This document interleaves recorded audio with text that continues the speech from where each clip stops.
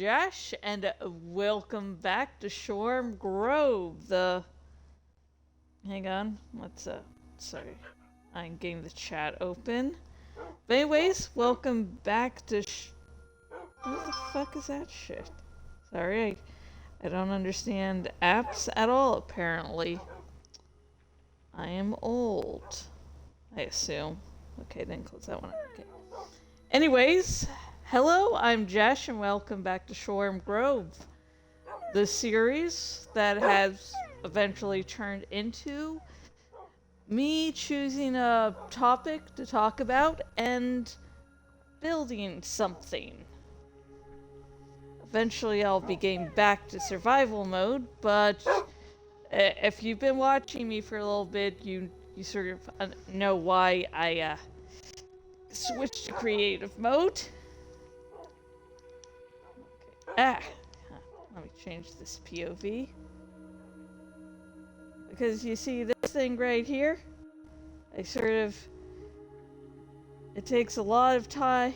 It still takes a lot of time to get from wherever it was when I wasn't doing creative mode. Oh god, it's raining. Damn it. But yeah, it takes a lot of time, and I found myself, just not really feeling like doing Shorm Grove anymore. I was like, oh, I'll switch to creative mode. So, anyways, once I get back to the platform, I will announce the topic. Although, if you are watching this post-stream, or on YouTube, when I get this video over there, you'll already know.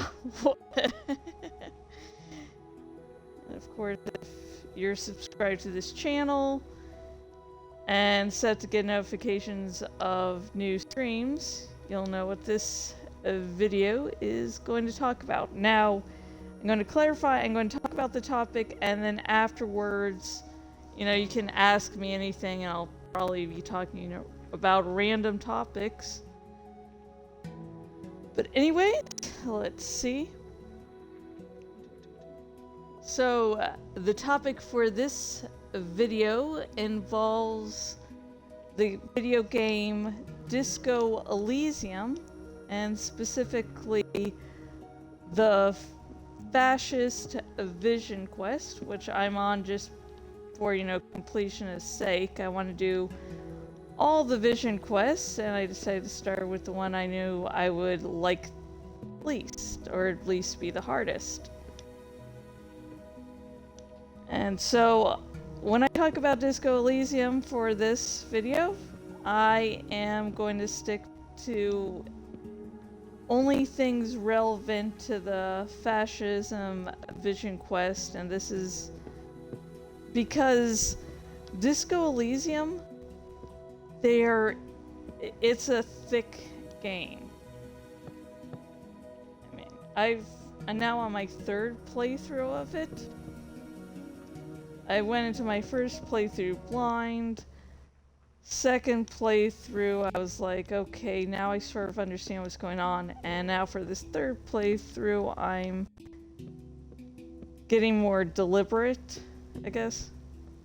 So, and each of the times I've played the game, there's just new things to discover, because yeah, like, you can lock yourself out of certain options, early on, so yeah, there's a lot. So yeah, I just don't want to start to talk about superfluous stuff and just, make this video go on even longer. So, if you are interested in the game, I would highly, highly suggest just going into it as blind as possible. Or, watch other people play it. Or look at analysis videos, whatever your jam is. Or your jelly. I might prefer jelly over jam, no judgment here.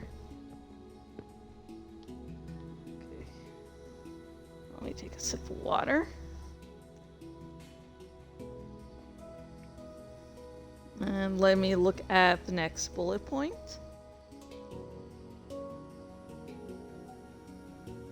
Okay, I actually started talking about the second bullet point, so woo.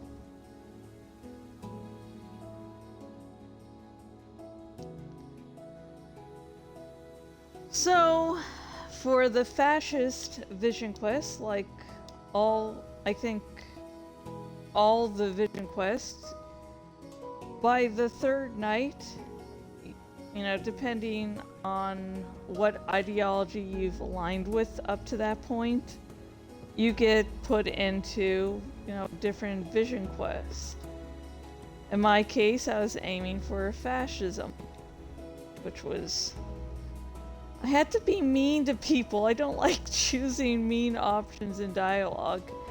I did my best to be kind to Kim,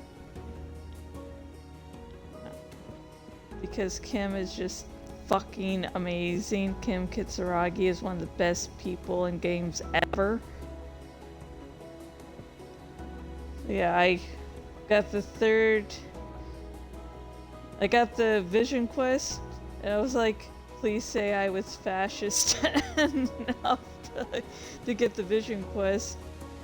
And it was like, one thing that honestly helped me out choosing fascist options was going, what would my dad do in this situation? So yeah. And for the fascist vision quest, you get this not option, but you get tasked with trying to turn back time. And to do that, you have to find other fascists and, you know, figure out what makes them tick.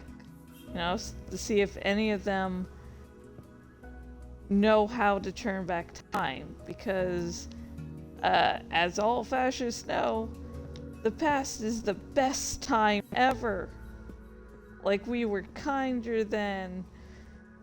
Marriages, you know, didn't tend to end with divorce. Oh god. Didn't tend to end with divorce because there wasn't any no-fault divorce. And yeah.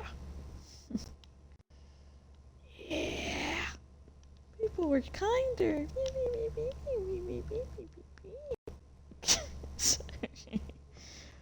Yeah.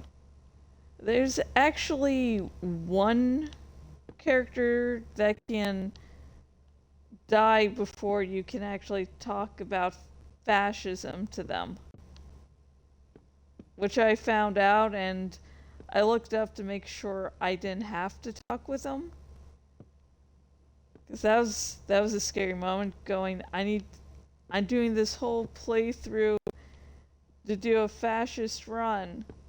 And then like, oh fuck, am I going to have to start over? Not only is Disco Elysium a very long game, I don't want to do the fascist run again. So I was like nearly pissing my pants. Like, no.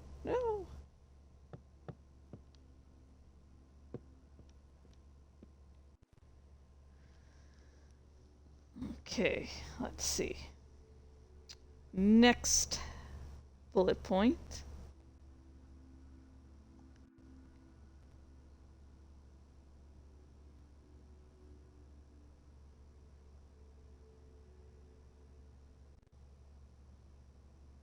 Okay, let's see here.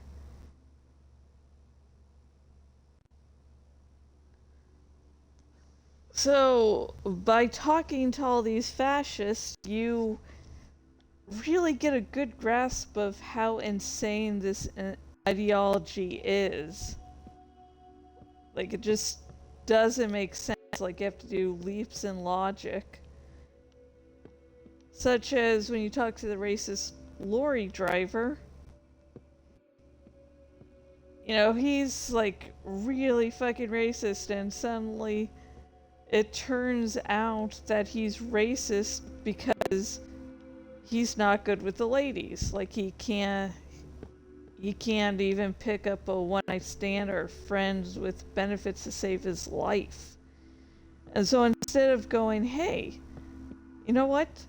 I really need to improve myself so I am, attractive to the people I want to fuck.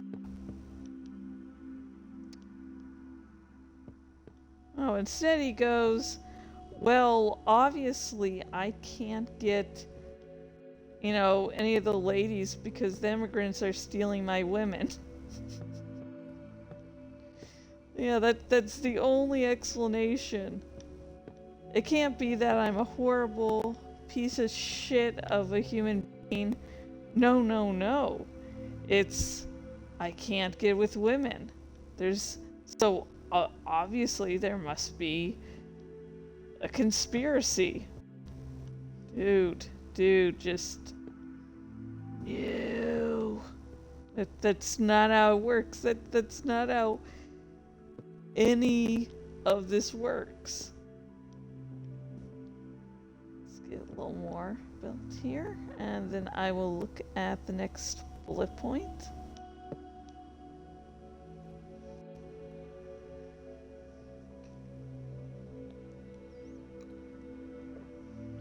Okay, next bullet point.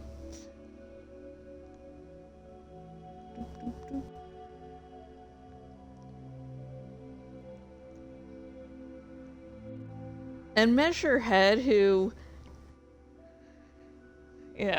if he wasn't a video game character, I would have a slight crush. I mean, he's really fucking stupid, but muscly too, and it's, yeah. But anyways, he's like basically the head fascist. And he's fascist, and when you get to talking with him, and you talk to him second to last, well, the pale driver isn't a fascist, she's just really crazy because of the pale, and that messed with her head, so she doesn't really remember who she is when she is a lot of the time. But the pale is, it would take too long to even get like a basic grasp of it, so I will stop talking about it. Because the long story short could be like 3 hours. But yeah, so Measurehead is the last fascist you have to talk to. He's the one that really gave you the start of the race theory from hell. That my ADD mind, basically, I can't listen to all of it. But anyways, when you talk to him, you find out that the reason he's a fascist is because he was horribly abused in his childhood. Like, his father really abused him. Like, and he refers to his father as father and whatever the name of his father is. He doesn't say my father or my dad, he says father, blah blah blah. And so to Measurehead, he needs to, justify that abuse. He doesn't, the being abused, you feel weak, helpless, and Measurehead managed to delude himself into feeling strong because of his, abusive childhood. So he's like, starts out as this big muscular lunatic, and he's just a broken little boy. I mean, when he speaks to you in private, he goes into an office where his mother used to work. Like, that's his safe place.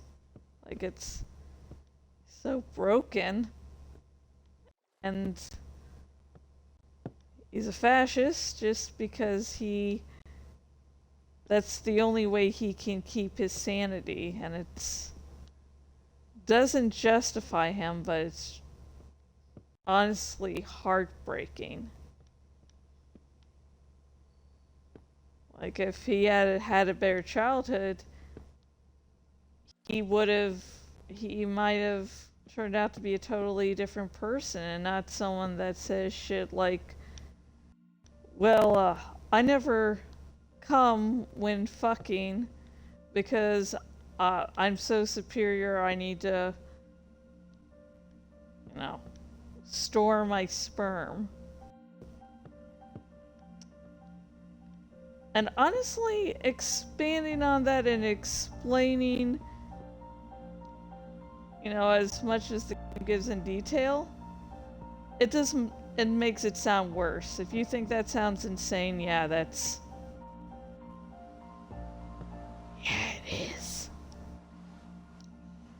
And I have my own little pet theory about that he's actually sterile and he's infertile. But that's not the point of this video. This point of this video is in crazy fan theories Josh makes up about the media she consumes.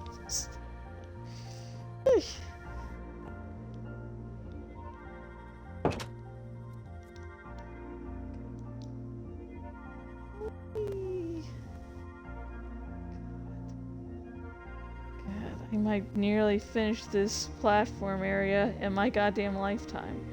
And after I finish this, I'm going to return back to Shorm Grove to get some more stuff done. Need a break from her tag aisles. Okay, and next topic, not next topic, next bullet point, let me drink a little. Okay.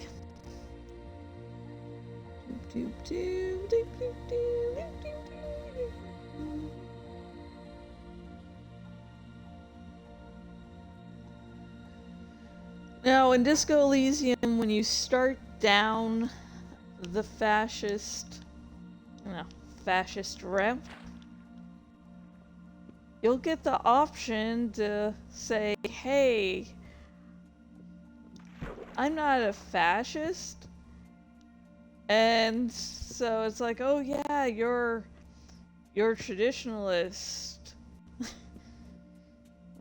remember traditionalist, but yeah, it's also nationalist. But basically the point is, you find out early on in the run that fascists don't like calling themselves fascists. They obviously like the ideology, but fascist is such a dirty word, so just use another word. And if someone says, hey, you're a fascist, you can say, I'm totally not a fascist. I'm a nationalist. I'm a traditionalist. I'm all for good old American values. Because things were better back in my day. Oh, God. Yeah, so as you can tell by the sort of tongue-in-cheek jokes, in real life, actual fascists will not admit to being fascist because they've deluded themselves into thinking, well, I'm not a fascist, I'm a nationalist. And you can do that in the game by going, yeah, I'm not a fascist, I'm like a traditionalist. I'm all for traditional values. And whatever words they come up with, it's basically a long way of saying I'm fascist.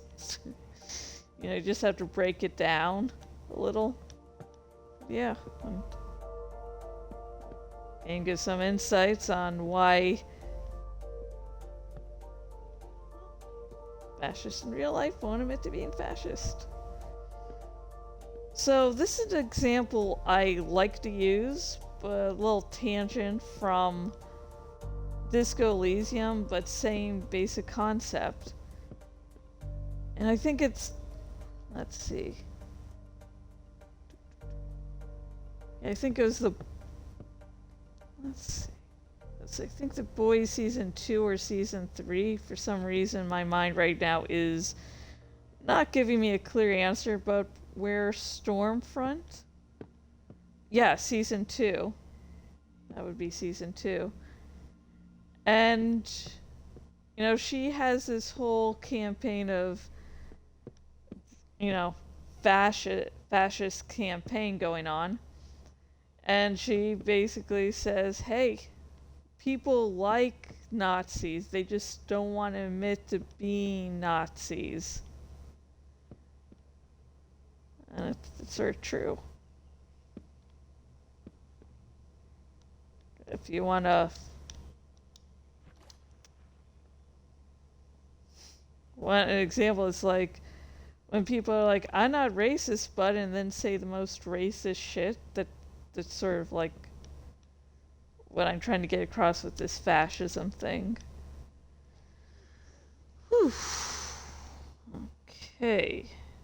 Let's see, next bullet point.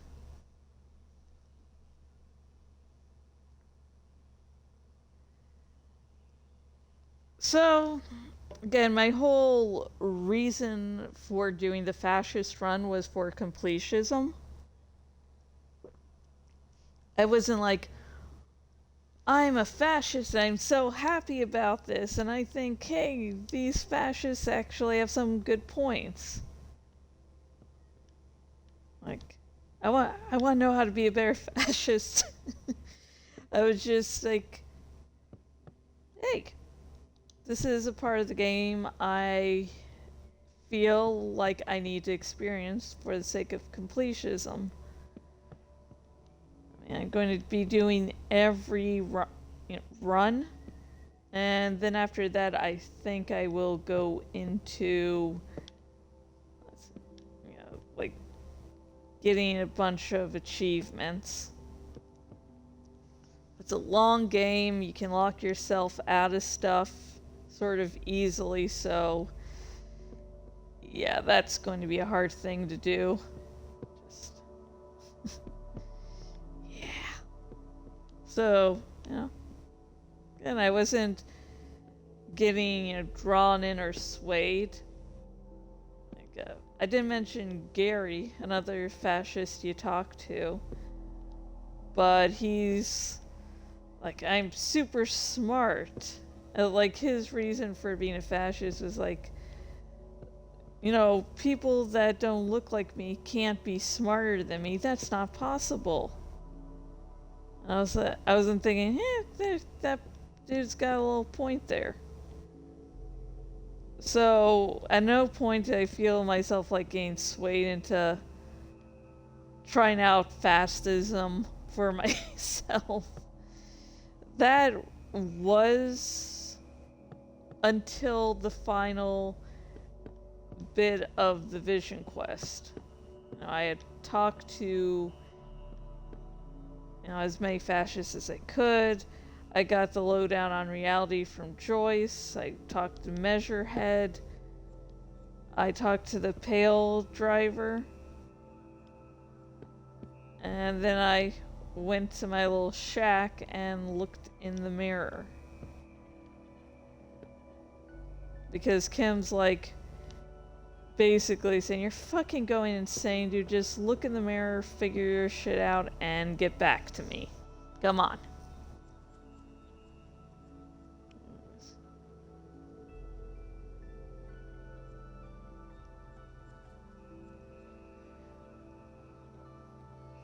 And so for the final bit of the not achievement, but final bit of the vision quest, you look in the mirror and you talk to Endurance, and this is going to be a very, very, very long story short, but the tributes the skills you have in game can talk to you. So like Encyclopedia talks to you and gives you information. I mean, not always relevant information, but it gives you information. So you look in the mirror, you can go to your hotel room or the little shack. And for me, to save money, the third day is when I go and get the shack, because you don't have to pay any rent. And I guess I am a very cheap person.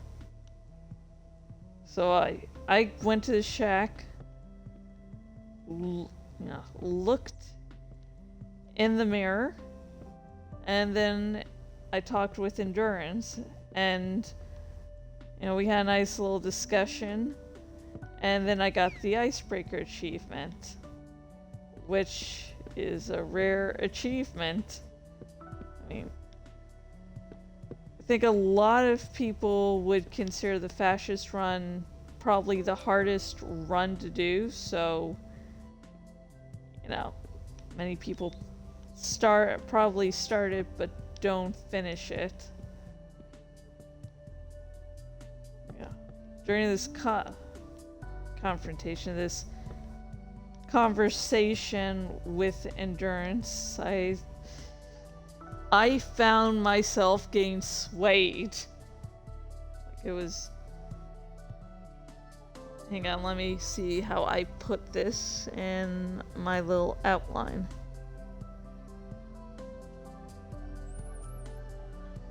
Okay, so while there are really hilarious moments in Disco Elysium, and if you've seen any clips or read any memes, it can definitely get really funny and insane. There are like some real laugh out loud moments. But it's really depressing. It's a really depressing game. I mean, the Pale, again, really long story short, is probably going to eventually destroy the world of Disco Elysium. I mean,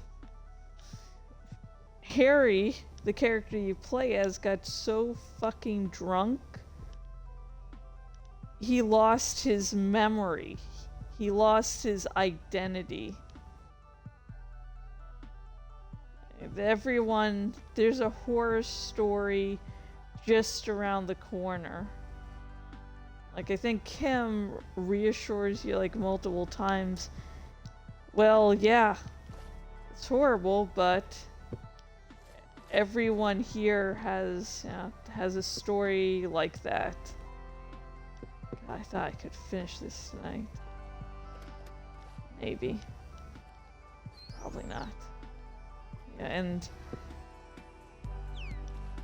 I mean, Revachol, the location of the game itself, is broken down. It's a horrible looking shithole. And that's because of a war that happened a while back. It's Kuno, what a kid you run across.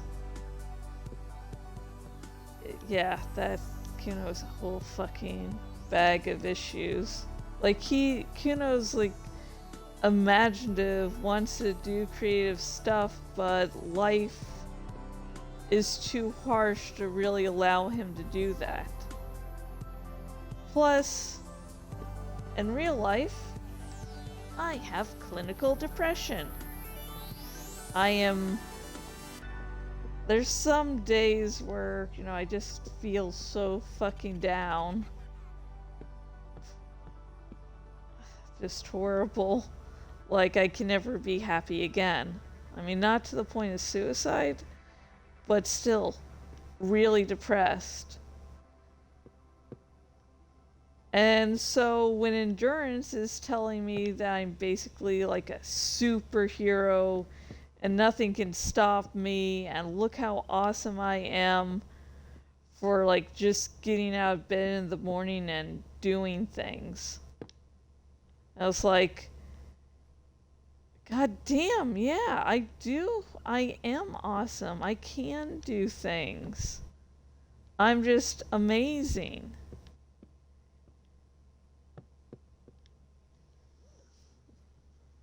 I mean, who fucking wouldn't want to be told they're a superhero?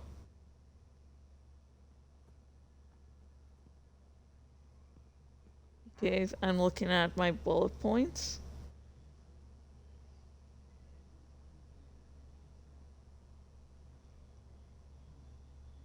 And so, for a moment, like just a moment in time, I fell victim into thinking, yeah, endurance has a point. I'm a fucking superhero. I'm the goddamn icebreaker.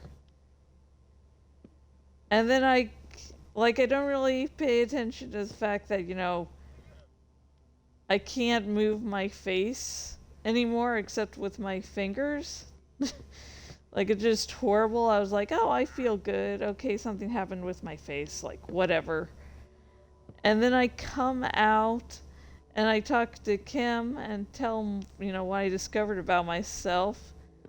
And he's basically, are you fucking insane? And it's like the coldest bucket of water in existence had been poured over my head. And I just was like, wait a fucking moment. I'm he's got a point. Why the fuck was I listening to Durance like he had anything good to say? Like, yeah, getting out of bed, doing things.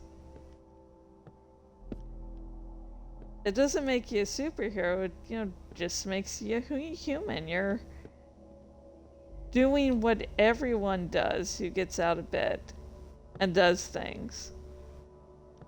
You don't let the world rule you, but you're not a superhero. You can be stopped. You don't have like a great impact on the world. Like, if I make some people happy via my streams, via my writings, that's great, but I don't have this big impact on the world. I can't go, I want to do this thing, and no matter what that thing is,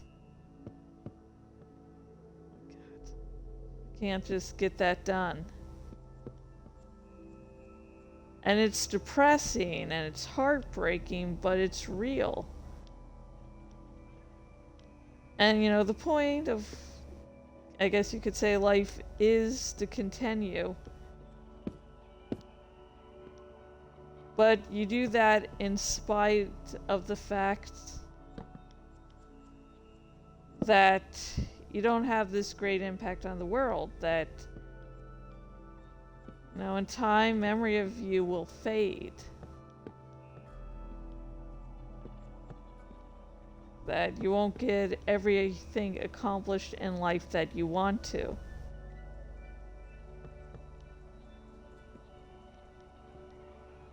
I mean, the whole game of Disco Elysium is basically showing that, there's a point of continuing, no matter how dark and depressing things get. Yeah.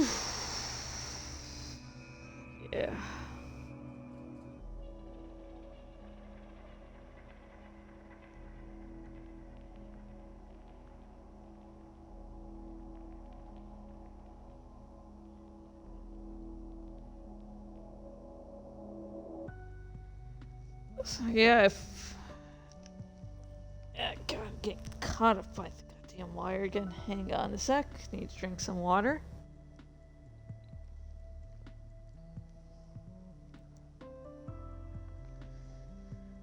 Okay, let's see. Where was I? Yeah.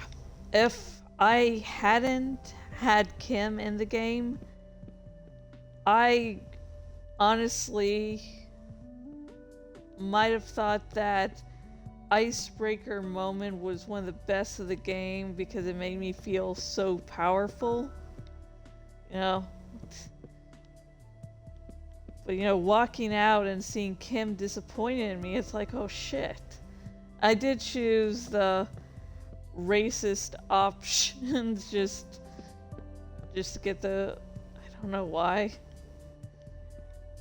But then, I went back to the earlier save and was nice because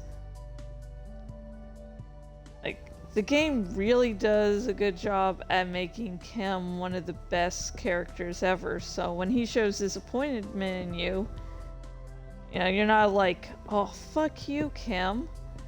You don't know what you're talking about. You're like, Kim's mad at me? God damn, I must have done something wrong.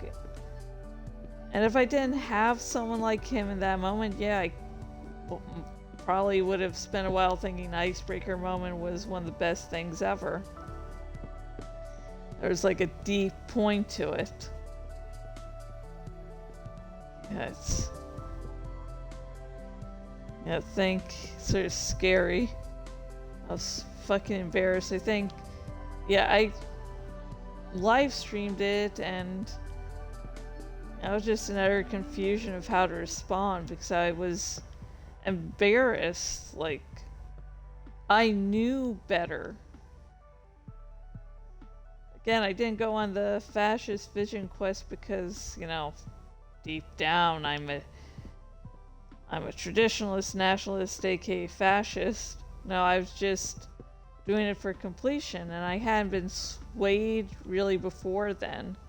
I think sometimes Measurehead had a good word to say or two, but anything smart he said really went against the ideologies he claimed to have, such as the women he had sex with were, who were, according to his ideology, lesser women. But yeah.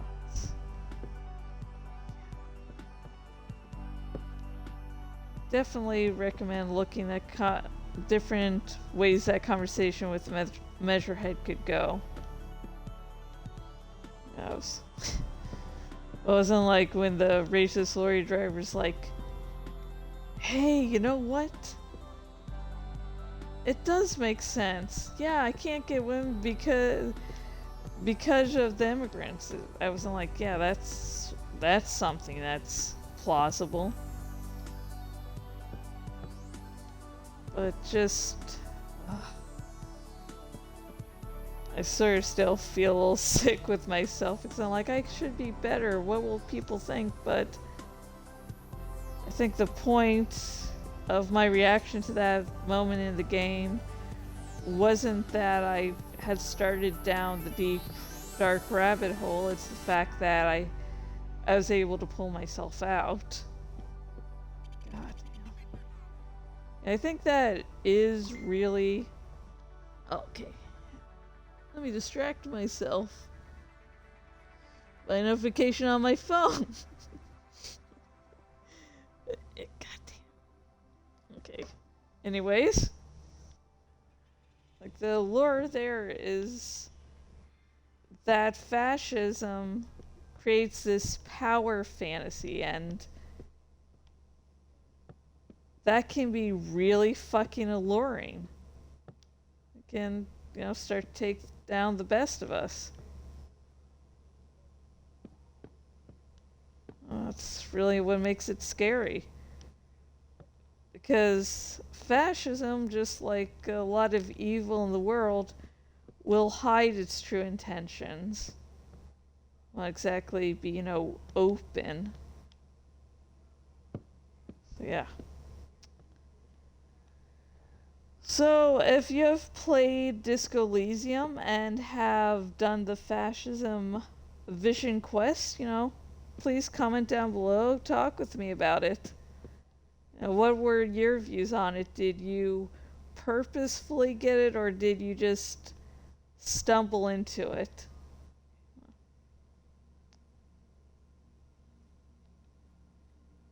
So yeah, I'm going to get, from here down to there and in this stream. So if you are watching this live on Twitch, now is the time to chat away in the chat and I will answer any and all questions.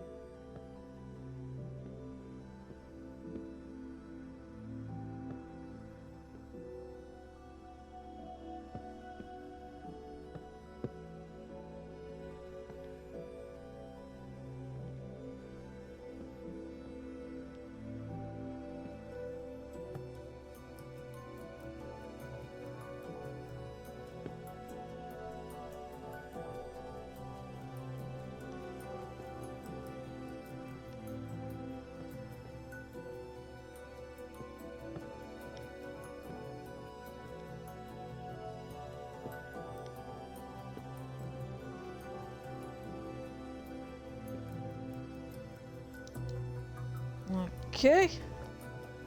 This looks good.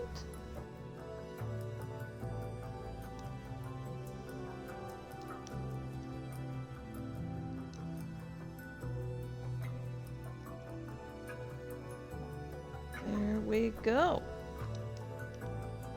That will be it for tonight. So I think next time, just a little bit longer, this platform will finally fucking be complete.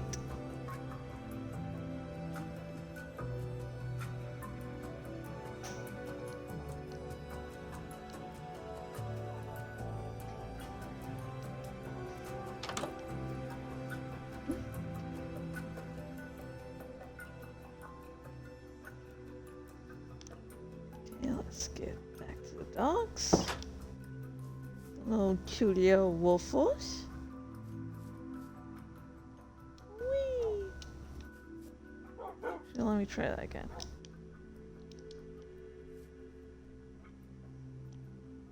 Whee! So, hope everyone is having a good night.